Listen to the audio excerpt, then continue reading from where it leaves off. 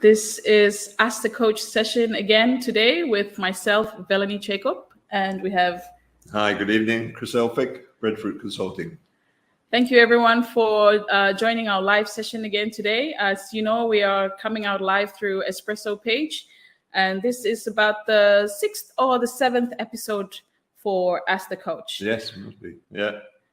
So if you're just joining in and you are wondering what Ask the Coach is, it's a section in the Espresso magazine that features coach and a business person communicating on things to do with business. Today, we've been going through a couple of topics, and we've touched on planning and people in the last episode, which was last week. We'll carry on a little from people again today, and we'll leave that to Chris to start the conversation on people, and then we'll talk about we'll touch on 3 P's again today. There's the people, we'll carry on with people, product, and then pricing. Yeah. Is that okay? That's good. Right. Sorry, how was your week so far? It's been good. Yes, we had a bit of wild weather, didn't we? It was. Last week, yeah. Very terrible thunderstorm. Amazing, yeah. But we are 5 weeks to go until the borders open. Yes. Getting closer. Getting closer. 5 weeks, yes. No, it's been a good week. And I've spent a lot of time online in Solomon's. Very similar. It's interesting, isn't it? All these topics we're talking about. They're needed really all over the Pacific. What about your week? It has been great. Busy? Yeah, I've been busy. There's this, this government stimulus from through Breadbank, and people are coming here and there looking for, assistance to get the loan or something. Okay. We can talk a bit more about that and pricing. Yes. Okay. Shall I do a little bit of a summary on where we were with people? Yes, please. That'd be useful. Yeah. So, our focus, isn't it, is really about what can we do to get ourselves ready? And that's really where we were coming from in terms of planning. Businesses need to be planned. If not, we become totally reactive and very easy to lose control. Part of that then are the people we need around us to run the business. I think for me it's worth thinking in a number of categories. Category number 1 is ourselves. Yeah, the business owners. Are we ready as business owners to develop and take our business forward? Now, it may be over the last few months that we haven't had much business. Yeah, maybe we've stopped thinking a little bit about it. Do you agree? Yes, agree. The business owner is always the key, isn't it, when it comes to people? Yeah. Then, of course, we need to have people around us, staff. Now, I think we talked last time. This is it's a challenge for a lot of the employers. A lot of workers are not here; they're over in seasonal work. Yeah. So people do, and we can't leave it too late to be thinking about who they need to have working for them.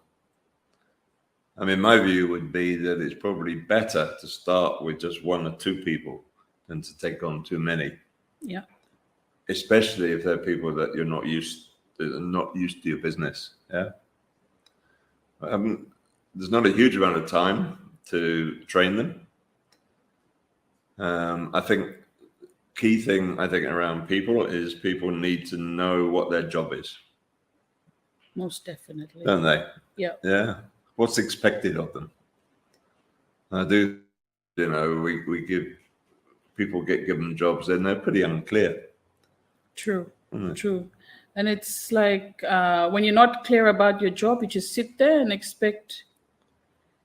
I don't know what you expect, but people are just sometimes not really clear, and sometimes it's people get into jobs just because of the money, you know? Yeah. Oh, because there's nothing else to do. Yeah. Yeah.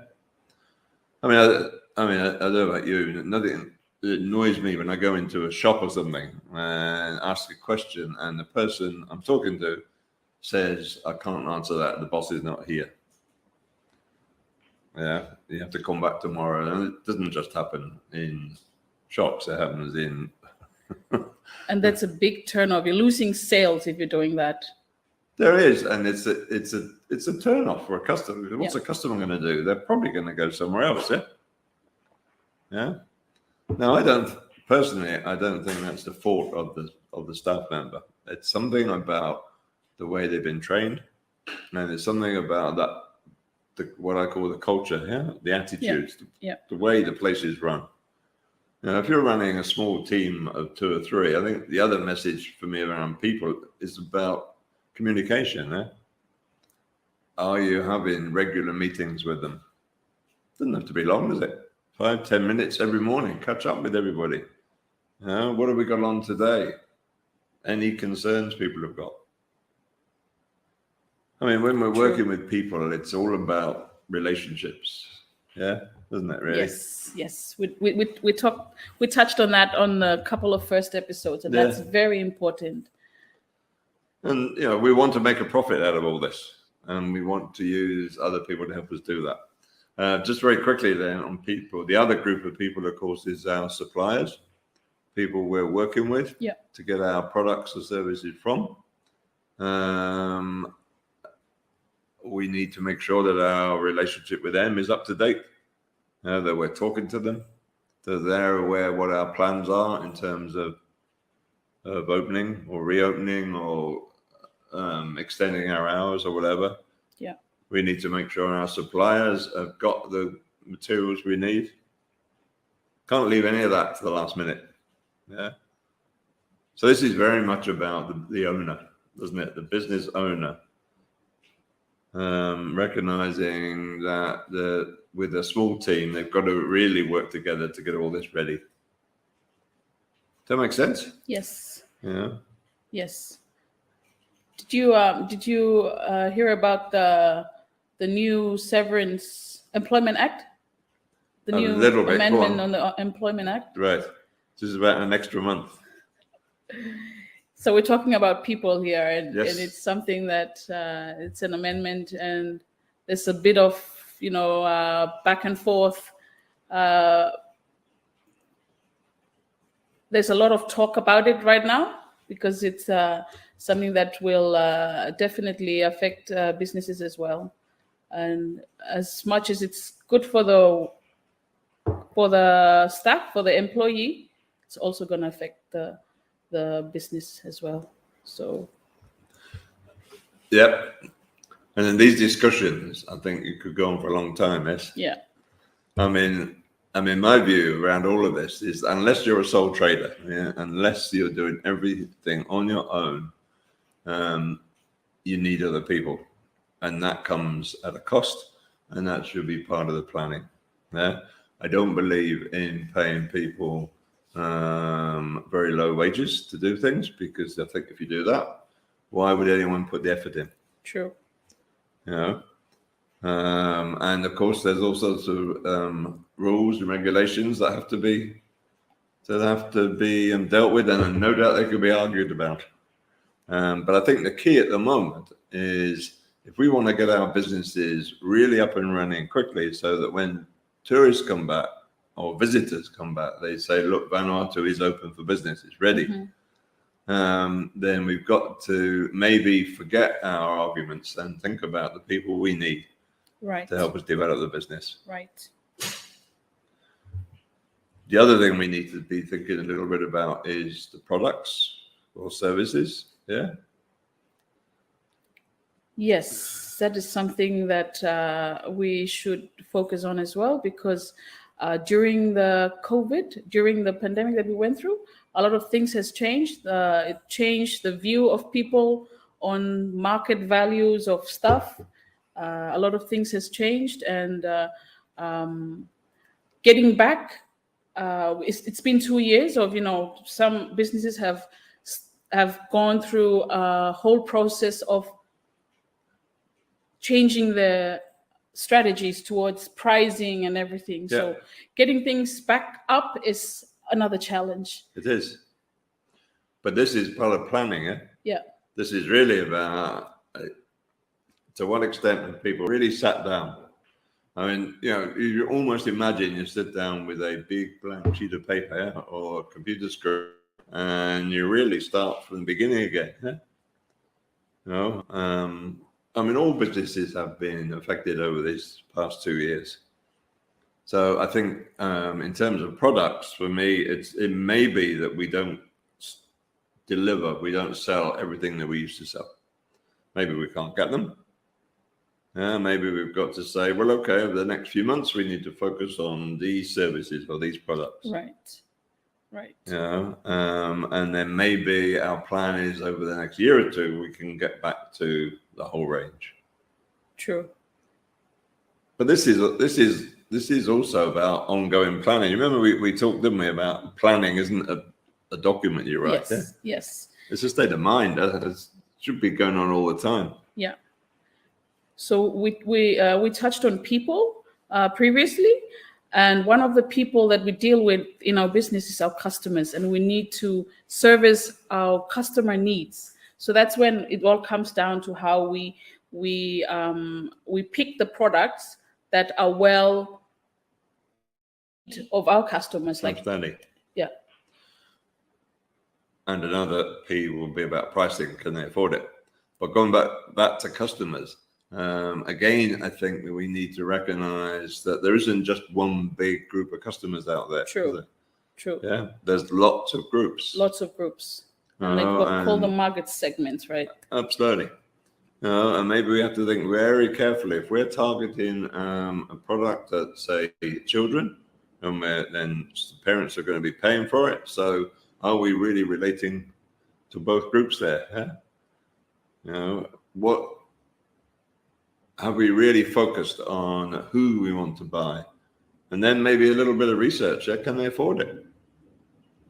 Definitely. It's a tough time, isn't it? Not everyone necessarily going to be able to afford what they have in the past. Yes. So that's when it comes down to our pricing strategy. And you're the financial. There's a lot of things to learn about pricing. There's tons of things that's all connected with marketing, and as well as our people's needs, right? So there's just two pricing strategy that I want to share with the audience today. Only two, because I feel that that's the only two that should be focused on in terms of we just went through a lot, and we're wanting to start back up again. So first one is the market value of your products. So we talked about our customer needs, and there's not only one type of customer, like Chris said, there's different types of customers, and your market value would be how these different types of customers tap into your product, and how you can price it according to the market value, right? So it needs a lot of research, and it needs to be affordable for the target group that you're focusing on. So when you talk about market value, you're talking about what is it worth to me? Yes. As the customer, yeah? Yes. What am I prepared to pay for this particular weekend away or food or whatever, yeah? Yes. Okay. So that's the market value. So how do people do that? They've got to go and talk to others? Yeah, you got to go and talk to others, just make your own research. Yeah. And take notes of what you find out, and that way you can come back and sit down and have a look at all the because it's going to be different for different market, like we said. It's going to be different for kids. It's going to be different for adults, and Right. So just go and talk to people, get as much information as you can, and come back and sit down and have a look at your prices and see how you can change the prices according to the customer's needs, as well as, also you want to make profit as well. Okay. So that does require quite a lot of confidence, doesn't it? Right. Yeah. Right. The alternative, I guess, is people just set the price the same as everybody else. True. But that doesn't necessarily work. Yeah? It doesn't work. And if you look carefully at the businesses around us, some of the businesses around us that are 2 years back until now, they're still competing with, they're still operating. Okay. Those are the businesses that you can go to and just pick some brains from these businesses. They must have been doing something right. That's why they've been still running and operating throughout this. Actually got to go Yes.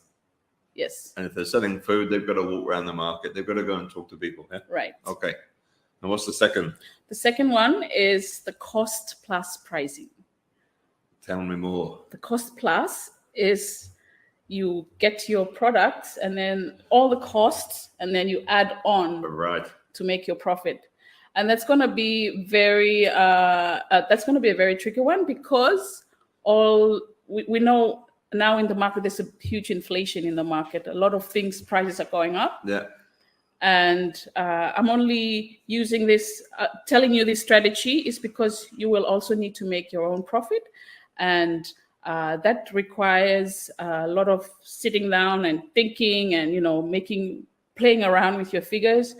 And like I said, there's a lot of things that are contributed with pricing. And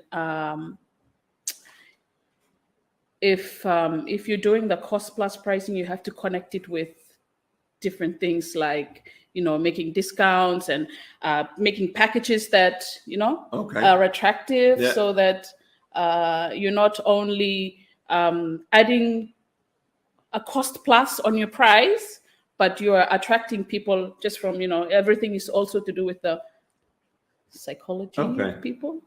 So maybe if you're, if you're in the handicraft industry, and you make a particular product, you could think about teaming up with 2 or 3 other people, who make slightly different products and create packages. Yeah? Yes, that would be. So things like Mother's Day or whatever. Yes. Yeah. Yes. So that's about using your brain, isn't it? Right. And thinking about the development of the business. Right. Did I tell you my story about pineapples? This is the truth. Quite a long time ago, I was in the market in Suva, in Fiji, and it was pineapple season. And you know what the markets are like, and whenever any of the fruits are in season, there's thousands of them, and everybody's selling them for the same pricing, And in Suva, this is way before COVID. That market attracts a lot of visitors, a lot of tourists, because it tends to be on the walk around Suva. But of course, most tourists don't want to buy a pineapple, because what are they going to do with it? Not like eating an apple. And I remember wandering around there one day, and one woman had sliced up her pineapples, and she was selling slices of pineapple on paper plates. I said a long queue. And she was probably making a lot more money per pineapple. Now, simple, Very simple. Other people weren't doing it, and I guess other people might have thought that was a bit weird. Yeah. But in terms of meeting the needs of the market, people would buy it, and they could walk around the market and eat their pineapple. That's a great example of knowing your customer needs. And being a little bit creative, Yes. We're going to have to be. And we see that in the tourism industry, People are going to have to be a little bit more creative with the way they attract people to come and stay. There's going to be a lot of product in the market. Okay. Thank you, Chris. This has been a really great conversation. And don't forget, we have the 31st of May, our coaching open day, and we'll all be there. Yeah. It's at the top floor of Lolam Building. And yes, Chris, what's been going on with coaching now? Your Bradford Consulting. Well, I mean, getting ready for that day. I mean, on that day, anybody is welcome to come for the day. Sometime during the day, they don't have to make an appointment. And really, we'll have a team of our coaches. Will be there, you and I, be there, and others. Yes. And it's about giving people some Yes. support, encouragement, advice, and be there all day. Yes, and we'll also be coming out live on that day. And if you're not if you're not in Villa to have access to the coaching open day, we will be live and we'll cover that live session as well. Sure, and I mean, people can contact you at any time, can't they? Especially if they've got financial information, and they can contact me at Breadfruit Consulting. Want to talk about some of these wider issues around people and planning. Right. So there should be the contact running down the screen. Yeah. If you can, if you need assistance with Breadfruit Consulting, you can call them on the contact. And I also have my contact on the screen. You can call me if you have any needs to do with cash flow projection and all this financial stuff. Yeah, and I mean, just a very quick point as well. I think, it's okay to ask for help. Yes. Yeah. It is okay to ask for help. I think, and maybe some people find none of us achieve our goals alone, do we? People have helped us. Right. Yeah. And I mean, that's what we're doing as business coaches. Good to talk to you. Thank you, Chris. We'll cut. Fulham House. Yes. Thank you, everyone. And this has been a wonderful discussion with Chris. Thank you so much. And we'll see you all next week on the Coaching Open Day. Thank you very much. Take care. Stay safe.